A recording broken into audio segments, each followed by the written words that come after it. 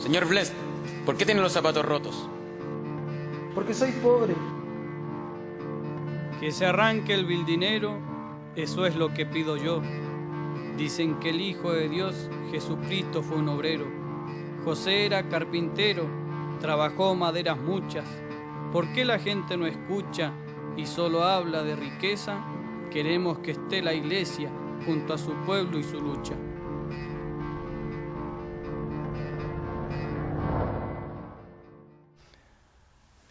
Clotario Blest nació el 19 de noviembre de 1899 en Santiago. Sus padres fueron Ricardo Blest Ugarte, militar que falleció cuando Clotario era solo un niño, y su madre, Leopoldina Rifo Bustos, directora de escuela, educadora de gran inquietud por los temas sociales, quien acompañó a su hijo hasta muy avanzada edad. Pertenecían a la rama más pobre de dos importantes familias de intelectuales liberales del siglo XIX, los Blest y los Cana. Su infancia transcurrió en una casona situada en la Alameda de las Delicias, donde observó desde pequeño el convulsionado ambiente social que se comenzaba a surgir de mano de las primeras huelgas de trabajadores que se iniciaron a los principios del siglo XX. En 1910 ingresó en el Seminario Pontificio de Santiago, donde las enseñanzas de su profesor de latín, el futuro arzobispo de Santiago, José María Caro, despertaron en él su interés por las humanidades y las ciencias, y su creencia en una iglesia orientada hacia el pueblo. No obstante, su gran maestro y padre espiritual fue el sacerdote jesuita Fernando Vives Solar, quien le hizo comprender la injusticia social y el deber cristiano de entregar todos sus semejantes sin esperar recompensa alguna. Comienza su lucha. A los 19 años, Clotario Blest era un joven estudioso, sensible y de gran misticismo. Se trasladó al seminario de Concepción, ciudad en la que protagonizó su principal conato con la iglesia en un acto de protesta en contra del rector del seminario. Finalmente optó por abandonar el camino al sacerdocio y escogió la lucha cotidiana al lado de los más necesitados. En 1922, Blest entró a trabajar como empleado público en la Tesorería General de la República. En forma paralela, entró a un curso de leyes en la tarde, pero no pudo continuar por su incompatibilidad de su trabajo. Más tarde, ingresó a la Universidad Católica a estudiar filosofía y, por último, a la Universidad Libre a un curso de química superior. Con ello, pudo satisfacer sus inquietudes más intelectuales.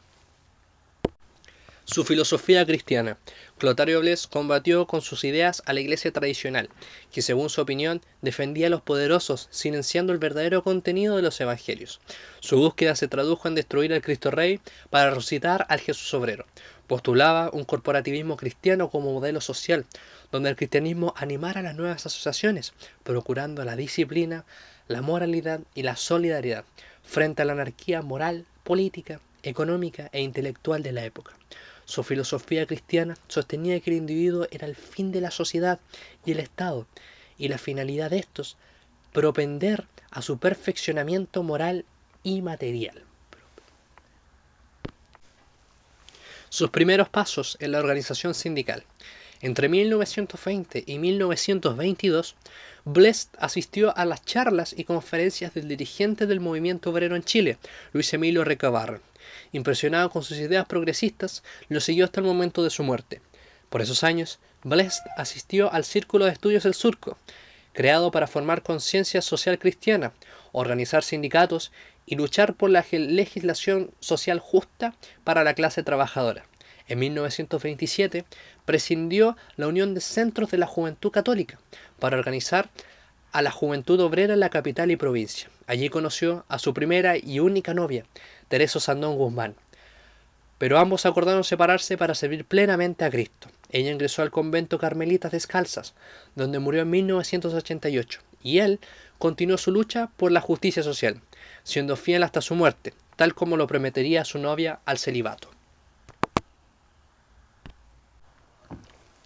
Entre los discursos que más destacan en su labor de acción social es el que menciona en el Día del Trabajo a los jóvenes que luchen por sus grandes ideales.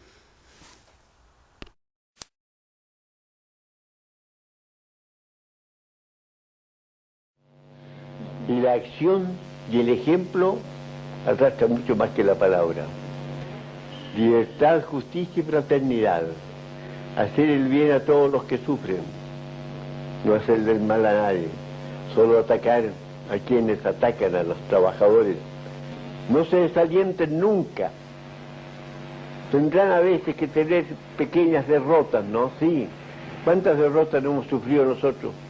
Ahora ya llevo más de 10 años en la misma tarea, sin resultado alguno, porque aún la podredumbre es mucho más grande que antes. No se desalienten jamás. Sigan adelante en esta lucha, especialmente en las poblaciones donde hay más pobreza. Acción social. En pleno gobierno de Carlos Ibáñez del Campo, Bles se vinculó a la Casa del Pueblo para promover el sindicalismo, la protección de los obreros sindicados y convertir estas organizaciones en la palanca más poderosa de la democracia. En esos años ingresó como militante al Partido Popular, cuyo periódico, El Sindicalista, pasó a ser la tribuna en la cual le dio a conocer su pensamiento político. Entre 1928 y 1339 formó parte de la Liga Social de Chile, quien adhirió a la República Socialista y al Frente Popular. Líder de la Central Única de Trabajadores. El 15 de febrero de 1953 nació la Central Única de los Trabajadores, CUT, quedando presidida por Clotario Bles. Se cumplía así el sueño de su vida, el de la unidad del movimiento obrero. Bles se convirtió en el líder indiscutible de esta nueva organización, dada su capacidad de aunar el amplio espectro ideológico sindical, privilegiando por sobre las posiciones políticas e ideológicas la defensa férrea de los derechos de los trabajadores. Perseguido. En 1954, Bles fue confinado por primera vez a la cárcel pública por orden del presidente Carlos Ibáñez del Campo, tras haber pronunciado un encendido discurso en el que se refirió a él como el traidor de la clase obrera y de la nación. Luchó férreamente en favor de la derogación de la Ley de Defensa de la Democracia, también llamada Ley Maldita, dictada por el presidente Gabriel González Videla. Denunció también los privilegios de las Fuerzas Armadas y Carabineros en desmedro de la clase trabajadora. Desde ese momento y hasta 1961, fecha que abandonó la presidencia de la CUT, debió afrontar la persecución y los arrestos de parte de los gobiernos de turno y las divisiones sindicales dentro de la misma central. Protagonizaría la huelga de trabajadores más numerosa en la historia de Chile, la de 1955, en contra del presidente Carlos Ibáñez del Campo.